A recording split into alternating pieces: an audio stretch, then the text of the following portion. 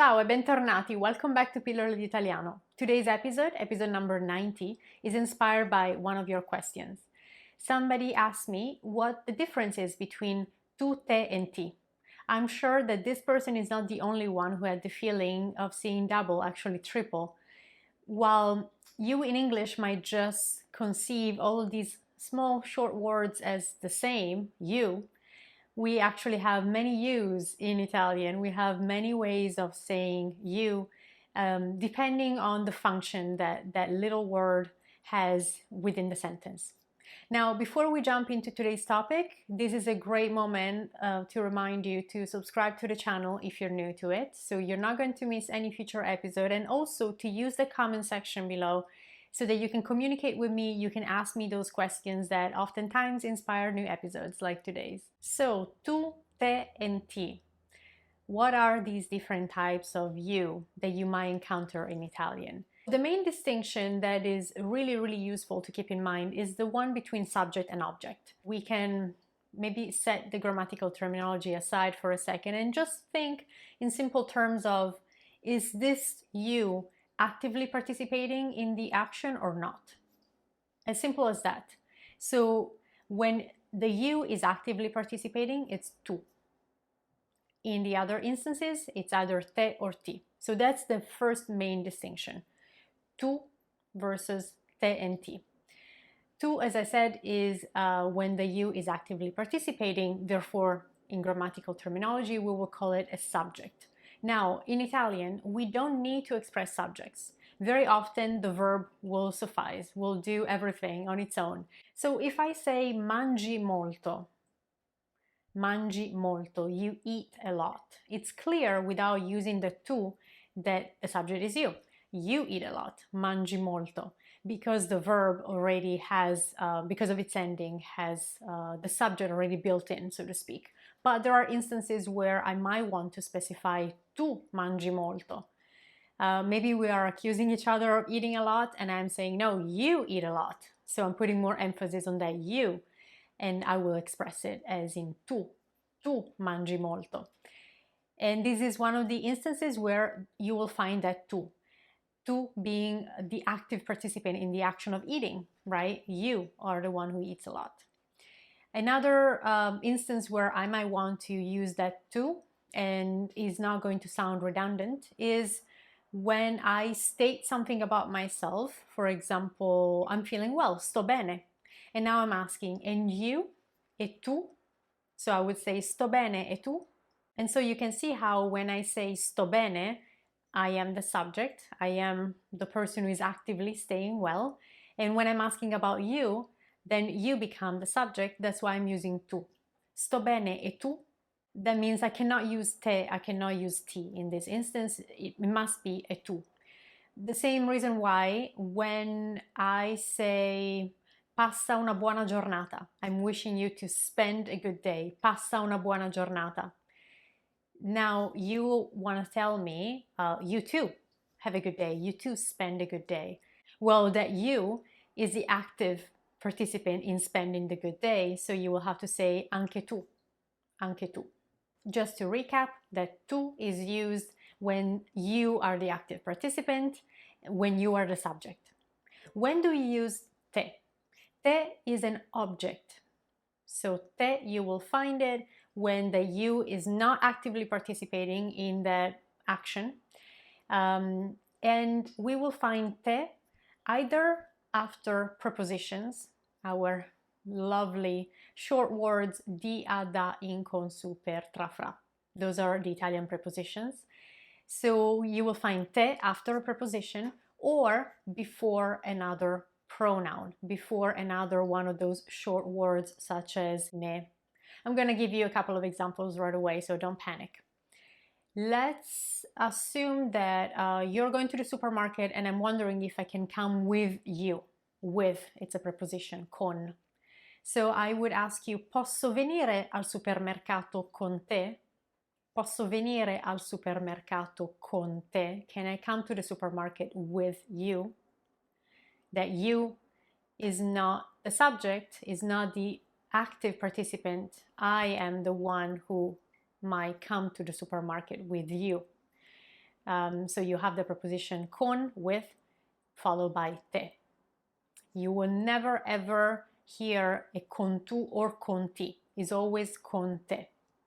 Every time you have a preposition, it could be da te, per te, right? So with those prepositions, you have te. Now, another instance where you will find that te is when there is another little word following, another pronoun, such as in the expression non te ne dimenticare. Non te ne dimenticare. Because I'm using the reflexive verb dimenticarti, dimenticarsi. In this case, I'm telling you not to forget.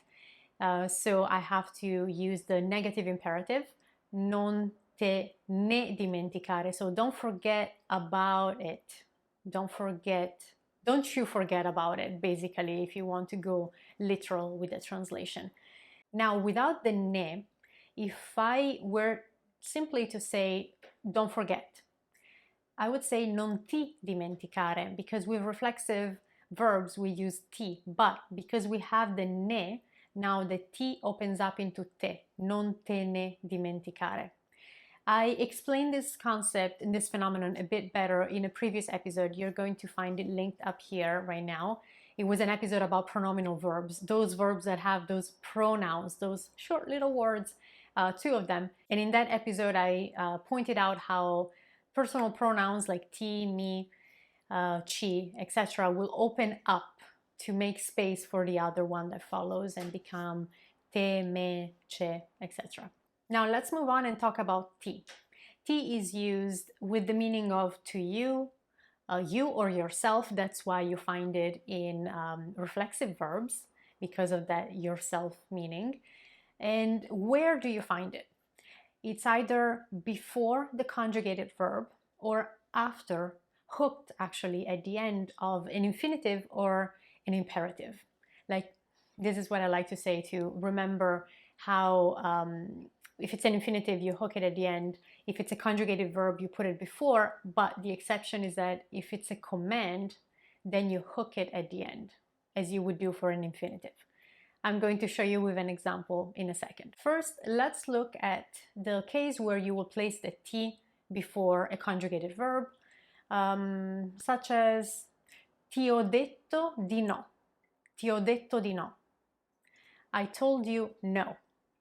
That's the meaning of this sentence. Ti ho detto. So to you, I have said no. Ti ho detto di no. Grammatically speaking, you could say ho detto di no a te and place the a, the preposition with te, at the end of the sentence. It's grammatically correct, but Italians will not say it that way, will not bother making the sentence a bit longer and more complicated. So ti ho detto di no, that's a more natural flow. Ti ho detto di no. You could use the verb piacere with that ti, wondering if somebody likes something. Ti piace? Maybe they're tasting something that you cooked, or you just pour them a drink and you're asking them directly, ti piace? Do you like it? Ti piace? So you see how ti goes before the verb. Let's look at a non-conjugated verb, so the infinitive, the full form of the verb.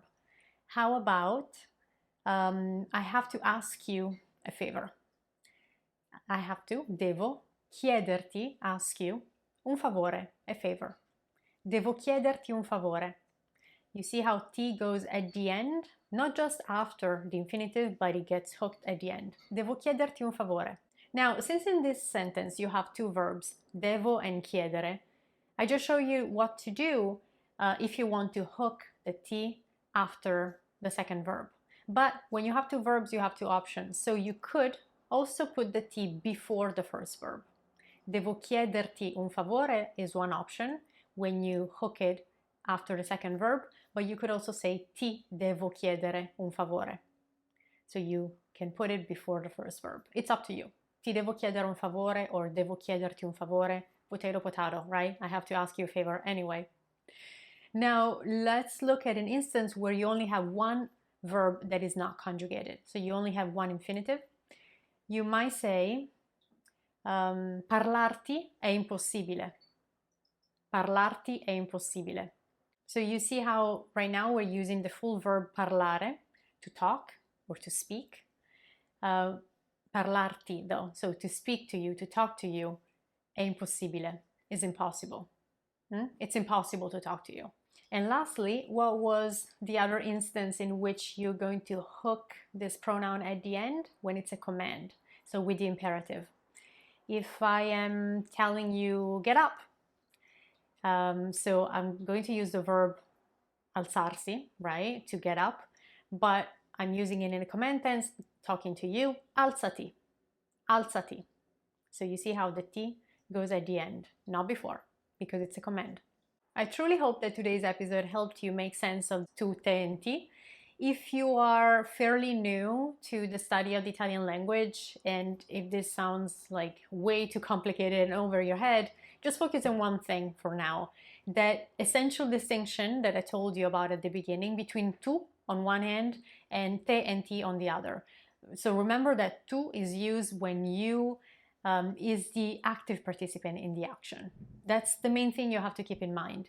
And for the rest, just read in Italian, listen to stuff, watch TV with subtitles, get that exposure to the Italian language so that you can start noticing when tu, te, and ti are used, and then you will absorb grammar that way.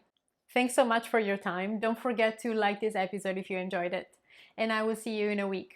Ciao, a presto!